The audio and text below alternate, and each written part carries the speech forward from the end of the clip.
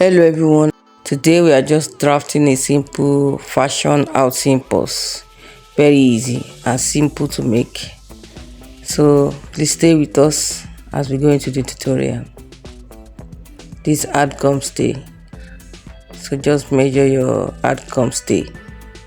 9 inches by 6 inches. The width is 6 inches while the length is 9 inches.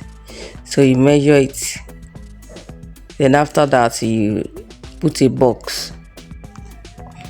So put a box is just 1.5. What's the length of the box and the width? Just measure up and down, vertical and horizontal for the box. 1.5. We are using velvet material. This is velvet material, so I've cut it. So we are going to pad it before we start going into main tutorial.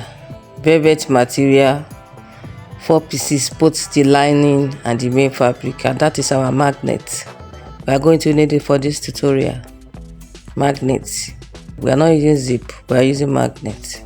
And if you have not followed us, please follow, like and share our video. Thank you so much.